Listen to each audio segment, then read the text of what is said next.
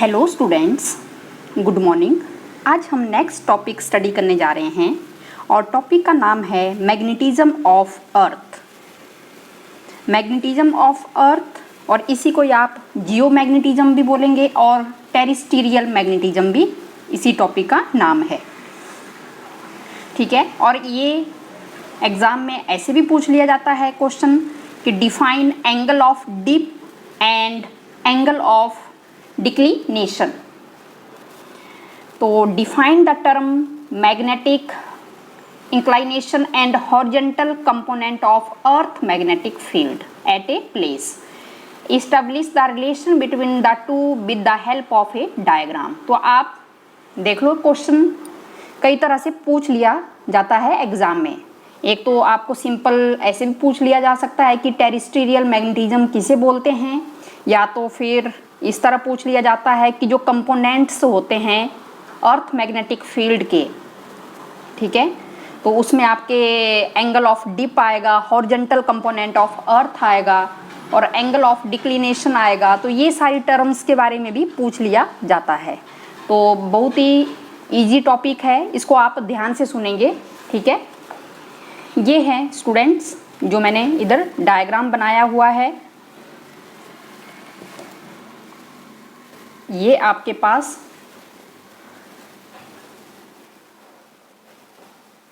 सबसे पहले आपको पता होना चाहिए कि जो मैग्नेटिज्म के बारे में सबसे पहले, ठीक है, 1600 में विलियम गिलबर्ट ने ये डिस्क्राइब किया था कि जो अर्थ है वो एक ह्यूज मैग्नेट की तरह बिहेव करती है।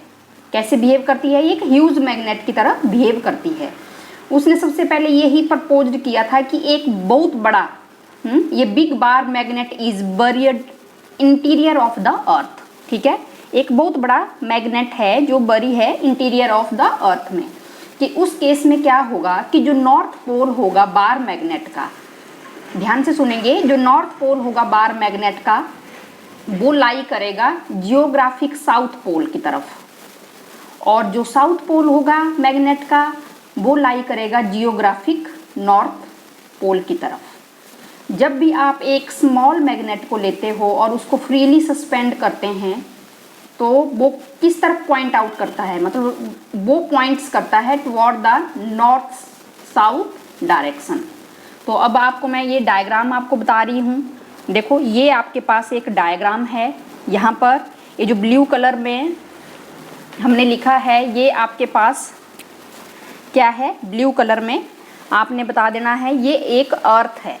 This one is earth. ये जो ब्लू कलर में यहाँ पर बनाया गया है ये अर्थ का डायग्राम है, ये अर्थ का डायग्राम है। तो देखेंगे, इसको ध्यान से देखेंगे आप लोग, ये अर्थ है, अर्थ है। तो यहाँ पर जो ये आप एक पॉइंट्स देखेंगे, अर्थ के ऊपर वाले पॉइंट पर जियोग्राफिक नॉर्थ पोल लाई कर रहा है और नीचे जियोग्राफिक साउथ पोल। ठीक है, तो यहाँ से एक इमेजिनरी लाइन पास होती है जियोग्राफिक नॉर्थ। देखेंगे यहाँ पर अर्थ में ये जियोग्राफिक नॉर्थ पोल है और ये जियोग्राफिक साउथ पोल है। ये आपके पास एक अर्थ है, जस्ट ऐसे बता रही हूँ मैं डायग्राम में। तो इसको पास करने वाली जो लाइन है, जियोग्राफिक नॉर्थ को और जियोग्राफिक साउथ को आपस में मिलाने वाली जो लाइन होती है, ठीक है, ये दो पोल्स हैं अर्थ सरफेस के ऊपर, जियोग्राफिक नॉर्थ पोल और जियोग्राफिक साउथ पोल। इन दोनों को आपस में मिलाने वाली लाइन को या आप क्या बोलोगे, जियोग्राफिक एक्स एक्सिस। देखेंगे यहाँ पर जियोग्राफिक एक्सिस। तो ये हमने डायग्राम में बताया है कि जो पोल लिए हैं आपने अर्थ के ऊपर, एक जियोग्राफिक नॉर्थ पोल है और दूसरा जियोग्राफिक साउथ पोल है।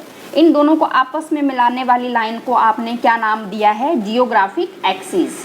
और उसी तरह ही ये देखो, ये जो रेड लाइन में हमने बनाया है, रेड लाइन में ये क्या है आपके पास, एक मैग्नेट है। Magnet is buried interior of the अर्थ। ये एक मैग्नेट है, यहाँ पर आप रेड लाइन में ऐसे देख रहे हैं, ऐसे बनाया है ये मैग्नेट। ये एक मैग्नेट है, यहाँ पर मैग्नेट है। यहाँ पर मैंने इसको रेड लाइन से ड्रॉ किया हुआ है, डायग्राम में आप देख रहे हैं। तो मैग्नेट जो मैग्नेट है, मैग्नेट में भी एक इसका साउथ पोल है और एक नॉर्थ पोल है। मैग्नेट का साउथ पोल और मैग्नेट का नॉर्थ पोल, इसको आपस में मिलाने वाली जो इमेजिनरी जो लाइन होगी उसको क्या नाम दिया गया है? उसको दिया गया है मैग्नेटिक एक्सिस। ठीक है, मैग्नेट का साउथ पोल और मैग्नेट का नॉर्थ पोल। ध्यान से देखेंगे आप, इन दोनों को आपस में मिलाने वाली लाइन को ये आपने क्या नाम दिया है? Magnetic axis. और एक बात और ध्यान से सुनेंगे कि जहाँ पर जियोग्राफिक नॉर्थ पोल अर्थ का लाई कर रहा है, जियोग्राफिक नॉर्थ पोल किसका? अर्थ का लाई कर रहा है, उसके पास होगा मैग्नेट का साउथ पोल। जहाँ अर्थ का नॉर्थ पोल है वहाँ पर मैग्नेट का साउथ पोल होगा उसके आसपास। ठीक है, और जैसे ये नीचे क्या है? जियोग्राफिक साउथ पोल है, डायग्राम में यहाँ पर जियोग्राफिक साउथ पोल है, तो उसके पास होगा मैग्नेट का नॉर्थ पोल। उसके पास क्या होगा? मैग्नेट का नॉर्थ पोल। ठीक है, तो ये जो जियोग्राफिक एक्सिस, मैग्नेट का नॉर्थ पोल और मैग्नेट का साउथ पोल को आपस में मिलाने वाली लाइन को आपने नाम दिया मैग्नेटिक एक्सिस। और जियोग्राफिक एक्सिस किसको दिया गया आपने? जियोग्राफिक नॉर्थ और साउथ को मिलाने वाली लाइन को आपने क्या नाम दिया है? Geographic axis. और साथ में आपने ये भी बताना है कि ये जो जियोग्राफिक एक्सिस है और मैग्नेटिक एक्सिस हैं, ये दोनों कोइंसाइड नहीं करती हैं, do not coincide with each other. ठीक है, और जो मैग्नेटिक एक्सिस होती है वो कितने डिग्री का एंगल बनाएगी? 15 डिग्री का एंगल बनाएगी जियोग्राफिक एक्सिस के साथ। जो मैग्नेटिक एक्सिस है, this will make an angle of 15 degree. यहाँ पर बनेगा ये एंगल 15 डिग्री का एंगल। तो ये आपको पता होना चाहिए विद जियोग्राफिक एक्सिस। स्टूडेंट्स बिल्कुल इजी है। देखो मैंने आपको बता दिया, ये आपके पास मान लो एक अर्थ है, अर्थ में यहाँ पर ये जियोग्राफिक नॉर्थ पोल है तो ये जियोग्राफिक साउथ पोल है। इन दोनों को आपस में मिलाने वाली लाइन क्या है? जियोग्राफिक एक्सिस है। और यहाँ पर ही आपका एक मैग्नेट भी लाई करता है। जहाँ पर जियोग्राफिक नॉर्थ पोल है अर्थ का, उसके पास मैग्नेट का साउथ पोल होगा। और जहाँ पर अर्थ का जियोग्राफिक साउथ पोल होगा वहाँ पर मैग्नेट का नॉर्थ पोल होगा। और दोनों कोइंसाइड नहीं करेंगे, मैग्नेटिक एक्सिस और जियोग्राफिक एक्सिस दोनों कोइंसाइड नहीं करेंगे। दोनों किस एंगल पर? 15 डिग्री का एंगल बनाएगी मैग्नेटिक एक्सिस। तो मैंने बता दिया यहाँ पर ये रेड लाइन में डॉटेड में ये हमने एक मैग्नेट लिया है और ये इसका मैग्नेट का साउथ पोल है और नीचे मैग्नेट का नॉर्थ पोल है। अगर नीचे मैग्नेट का नॉर्थ पोल है तो वहाँ पर जियोग्राफिक साउथ पोल है। ठीक है, साउथ पोल है। और जहाँ मैग्नेट का साउथ पोल है वहाँ पर जियोग्राफिक नॉर्थ पोल है। और साथ में आपको मैंने बता दिया कि दोनों के बीच में एंगल कितना है? 15 डिग्री है। और एक और बात ध्यान से सुनेंगे, यहाँ पर ही एक क्या होगा? एक इमेजिनरी प्लेन होगा, या तो उसको आप वर्टिकल प्लेन भी आप बता सकते हैं कि एक जो वर्टिकल प्लेन होगा जब वो कहाँ से पास होगा? Geographic axis. जियोग्राफिक एक्सिस वही एक्सिस हुई है जो आपने जियोग्राफिक नॉर्थ पोल और geographic south pole of earth, इसको मिलाने वाली लाइन को आपने क्या नाम दिया था? Geographic axis. तो यहाँ से एक वर्टिकल प्लेन होगा, अगर वो जियोग्राफिक एक्सिस से पास होगा, कहाँ से पास होगा? जियोग्राफिक एक्सिस से पास होगा। इसी को आप जियोग्राफिक मेरिडियन कहते हैं। एक ऐसा इमेजिनरी प्लेन, एक ऐसा वर्टिकल प्लेन जो कहाँ से पास हो? जियोग्राफिक एक्सिस से पास हो, उसको आप क्या नाम बताते हो? Geographic meridian. और वैसे ही एक आपके पास मैग्नेटिक मेरिडियन भी होगा, इसमें भी ऐसा ही करना है आपने। एक इमेजिनरी प्लेन या तो वर्टिकल प्लेन कहाँ से पास हो? मैग्नेटिक एक्सिस से पास हो, उसको आप क्या नाम दोगे? Magnetic meridian. तो आपको ये दो टर्म्स और पता होनी चाहिए कि जियोग्राफिक मेरिडियन किसे बोलते हैं और मैग्नेटिक मेरिडियन।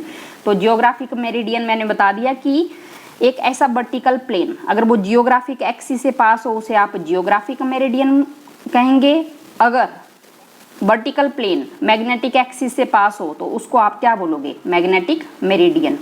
और अब आपने स्टडी करना है कि जियोमैग्नेटिक इक्वेटर, मैग्नेटिक इक्वेटर कौन सी लाइन होगी? अर्थ सरफेस के ऊपर, मैग्नेटिक इक्वेटर। यहाँ पर देखेंगे आप ये रेड लाइन में जो हमने मैग्नेट ड्रॉ किया है और मैग्नेटिक एक्सिस, तो ये ए डैश बी डैश यहाँ पर मैंने लिखा हुआ है, देखो मैग्नेटिक एक्सिस। हाँ, एक ये डायमीटर है A dash B dash earth surface के ऊपर, वो किसके ऊपर परपेंडिकुलर लाई कर रहा है, मैग्नेटिक एक्सिस के ऊपर, मैग्नेटिक अर्थ एक्सिस के ऊपर। देखो ऐसे करके बन रहा है, ये है ये ए डैश और ये बी डैश, ये एक क्या है आपके पास डायमीटर है, किसके ऊपर, अर्थ सरफेस के ऊपर ही है डायमीटर, लेकिन परपेंडिकुलर लाई कर रहा है ये किसके ऊपर, मैग्नेटिक एक्सिस। और ये मैग्नेटिक एक्सिस है जो पास हो रही है यहाँ से, दोनों के बीच में एंगल कितना बन रहा है 90 डिग्री। तो जब 90 डिग्री एंगल यहाँ पर बनेगा तो इसी को आप बताओगे मैग्नेटिक इक्वेटर। क्या बताएंगे, मैग्नेटिक इक्वेटर या तो जियोमैग्नेटिक इक्वेटर। ठीक है, ये ग्रेट सर्कल, देखो सर्कल में यहाँ पर diameter A dash B dash है, ये कहाँ लाई कर रहा है, अर्थ सरफेस के ऊपर लाई कर रहा है, और किसके ऊपर परपेंडिकुलर है, ये मैग्नेट का साउथ पोल था और ये मैग्नेट का नॉर्थ पोल है, तो मैग्नेटिक एक्सिस के ऊपर परपेंडिकुलर है, तो इसी को ही आप क्या नाम बताओगे, जियोमैग्नेटिक इक्वेटर।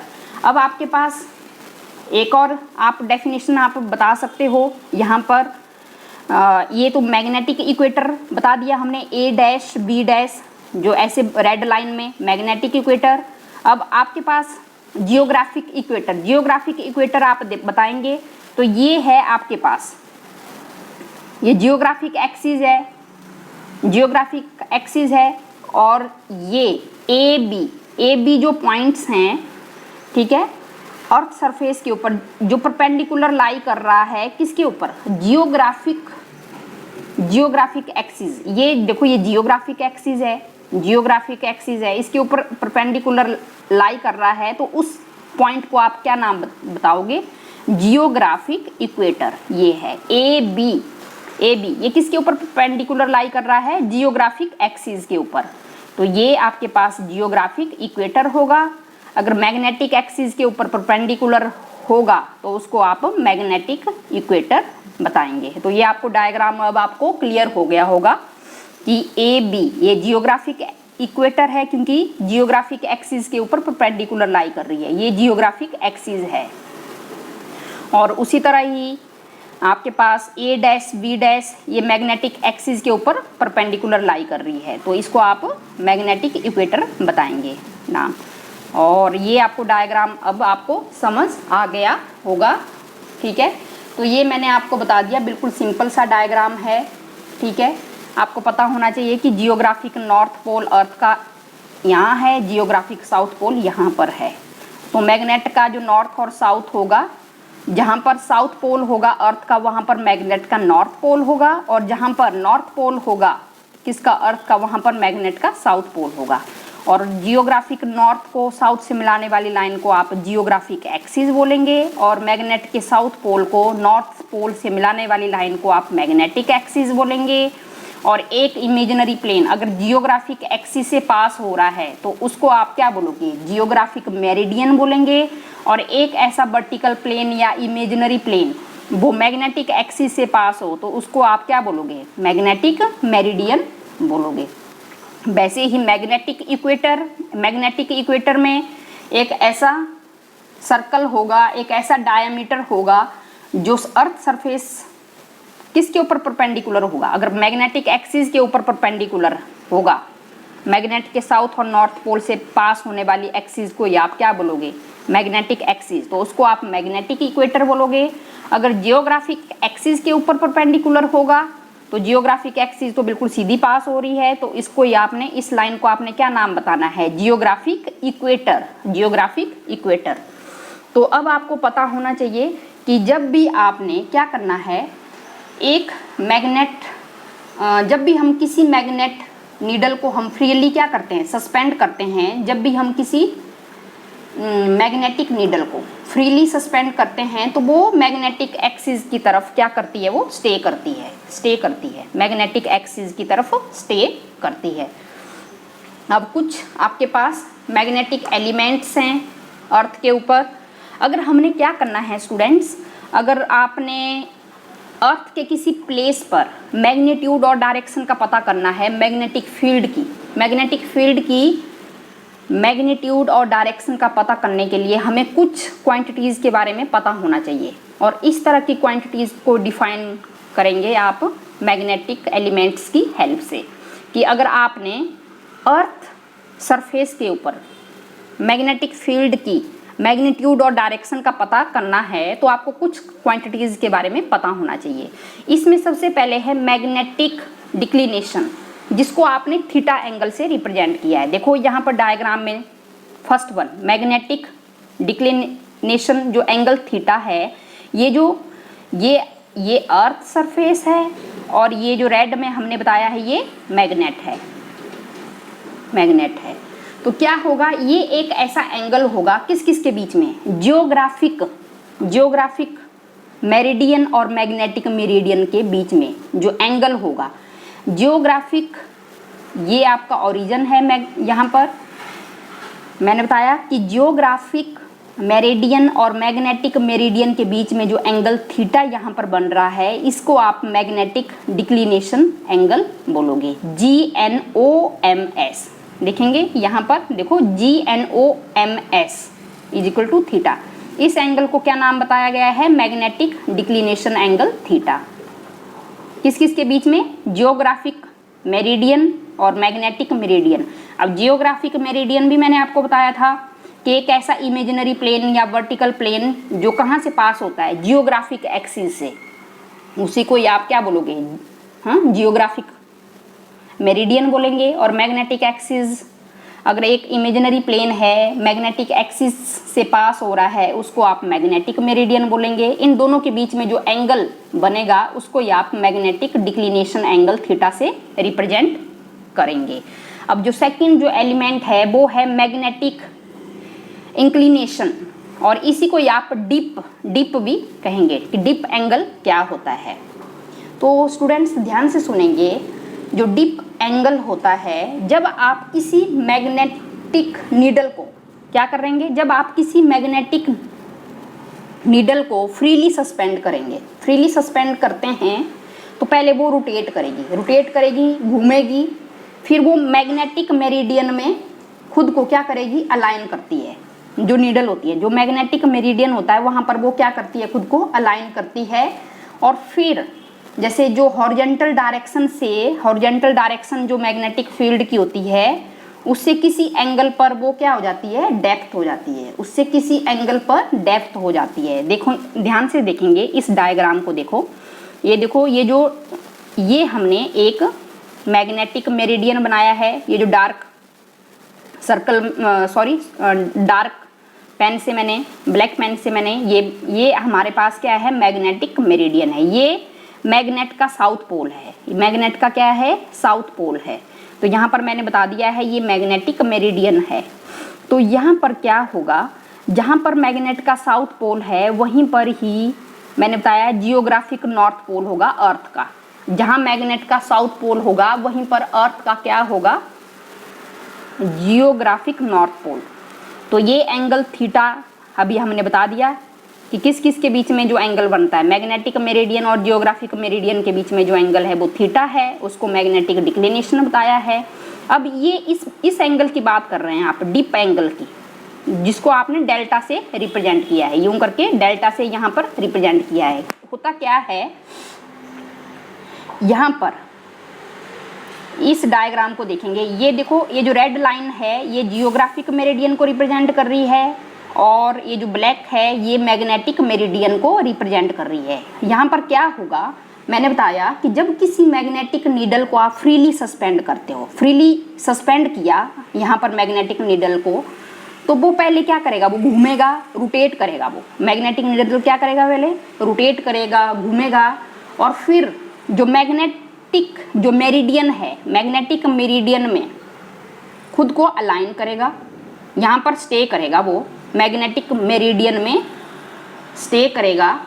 और फिर क्या करेगा, जैसे ये हॉरिजॉन्टल कंपोनेंट है BH, फिर हॉरिजॉन्टल डायरेक्शन में वो खुद को क्या करेगा, हॉरिजॉन्टल डायरेक्शन में किसी एंगल से वो डेप्थ हो जाएगा नीचे को, हॉरिजॉन्टल डायरेक्शन में यहाँ पर स्टे करेगा, फिर किसी घूमकर किसी एंगल से वो क्या हो जाएगा, डेप्थ हो जाएगा नीचे की तरफ। मैंने बताया, दोबारा से सुनेंगे यहाँ पर, तब ये डेल्टा बना है कि क्या करेंगे, जब आप किसी मैग्नेटिक नीडल को फ्रीली सस्पेंड करते हैं तो पहले वो रोटेट करती है, फिर वो मैग्नेटिक मेरिडियन में खुद को अलाइन करती है, मैग्नेटिक मेरिडियन वाले पार्ट में आएगी और फिर हॉरिजॉन्टल डायरेक्शन से किसी एंगल पर क्या हो जाएगी, डेप्थ हो जाएगी। अब ये डेल्टा की जो वैल्यू होती है ये डिफरेंट प्लेस पर डिफरेंट होती है on earth. Delta is different at different places on earth, और इसकी वैल्यू वेरी करती है, डेल्टा की value 0 to 90 degree. 0 to 90 degree इसकी वैल्यू क्या करती है, वेरी करती है अर्थ सरफेस पर, प्लेसेस टू प्लेस। तो डेल्टा की वैल्यू 90 डिग्री होगी, कहाँ पर 90 डिग्री होती है, पोल्स पर, डीप एंगल पोल्स पर 90 डिग्री होता है, और 0 कहाँ पर होता है, इक्वेटर पर। तो ये आपको पता होना चाहिए कि डेल्टा की वैल्यू 0 से 90 तक वेरी करती है, और डेल्टा की वैल्यू 0 होती है कहाँ पर, इक्वेटर पर। तो ये मैंने बता दिया। यहाँ पर ये ब्लैक लाइन में आपने एक मैग्नेटिक मेरिडियन को बताया था, और रेड लाइन में क्या है, जियोग्राफिक मेरिडियन में। अब यहीं पर या इसी डायग्राम में हमने एक हॉरिजॉन्टल कंपोनेंट के बारे में भी स्टडी करना है कि हॉरिजॉन्टल कंपोनेंट क्या होता है अर्थ मैग्नेटिक फील्ड का। तो यहाँ पर आपने क्या किया है, ये जो नेट जो मैग्नेटिक फील्ड इंटेंसिटी क्या है, ये अर्थ की रिजल्टेंट मैग्नेटिक फील्ड है, ये अर्थ की रिजल्टेंट मैग्नेटिक फील्ड, ये बी।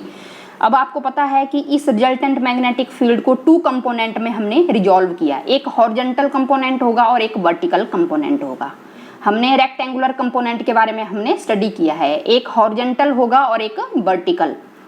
तो हॉरिजॉन्टल और वर्टिकल के केस में तो यहाँ पर देखो, हॉरिजॉन्टल कंपोनेंट जो अर्थ मैग्नेटिक फील्ड के कैसे होते हैं, तो इसमें भी एक ऐसा मैग्नेट होता है जो हॉरिजॉन्टल डायरेक्शन में भी रोटेट करेगा और वर्टिकल डायरेक्शन में भी रोटेट करेगा। ऐसा मैग्नेट जो हॉरिजॉन्टल में भी रोटेट करेगा और वर्टिकल डायरेक्शन में भी रोटेट करेगा।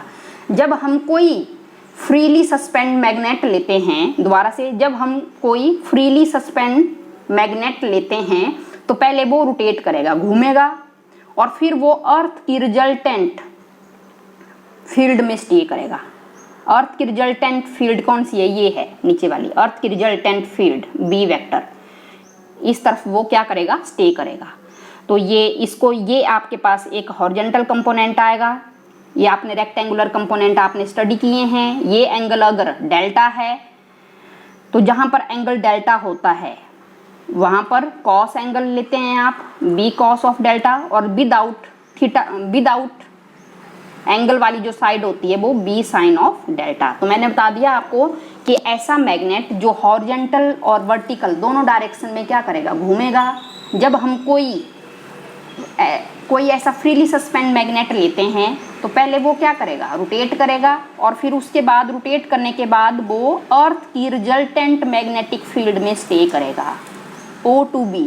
ये अर्थ की रिजल्टेंट मैग्नेटिक फील्ड है, अर्थ की कौन सी, resultant magnetic field of earth, वहाँ पर स्टे करेगा। तो इसको मैं बता रही हूँ आपको कि कैसे आपने करना है इसको अर्थ की रिजल्टेंट मैग्नेटिक फील्ड में। तो मैंने बता दिया कि वहाँ से आपने क्या करना है, हॉरिजॉन्टल कंपोनेंट, ये आपके पास v cos ऑफ डेल्टा आ जाएगा, फर्स्ट वन जहाँ पर डेल्टा एंगल है, दूसरा vertical b sine of delta. अब आपने रेक्टेंगुलर कंपोनेंट आपने स्टडी किए हुए हैं कि जहाँ जिस लाइन के साथ एंगल होगा वो cos थीटा होगा, जिसके साथ थीटा नहीं होगा वो साइन वाला एंगल आप लेते हैं। तो डिवाइड करेंगे, यहाँ पर 2/1 डिवाइड करेंगे तो ये आपके पास आ जाएगा v sine delta upon b cos of delta, और ये tan ऑफ डेल्टा आ जाएगा यहाँ पर। तो ये आपके पास आ गया tan ऑफ डेल्टा आपके पास BH। और यहीं पर ही आप क्या कर सकते हो, आगे भी कर सकते हो, इसको स्क्वेयरिंग एंड एडिंग भी कर सकते हैं, squaring and adding. 1 and 2 comma we get 1 and 2 को जब स्क्वायर और ऐड करेंगे आप तो आपके पास ये आ जाएगा, स्क्वायर एंड ऐड करेंगे तो V square cos square delta plus B square sine square delta. तो जो कॉमन आएगा आपके पास बी स्क्वायर और साइन स्क्वायर डेल्टा। तो ये आपके पास sine square delta plus cos square delta आपके पास 1 आ जाएगा और ये आपके पास आ जाएगा यहाँ पर, और ये बी की वैल्यू आ जाएगी, जो अर्थ की जो रिजल्टेंट मैग्नेटिक फील्ड की वैल्यू ये आ जाएगी वी एच स्क्वायर प्लस ये अर्थ की कौन सी है, रिजल्टेंट मैग्नेटिक फील्ड।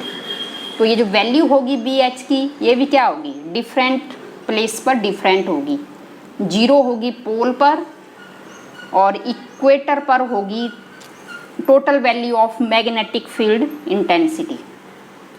ठीक है, ये वैल्यू आपके पास, तो ये आपको समझ आ गया होगा, बिल्कुल इजी टॉपिक है, अगर आप इसको अच्छे से समझेंगे तो आपको ये ज़रूर समझ आएगा। Thank you.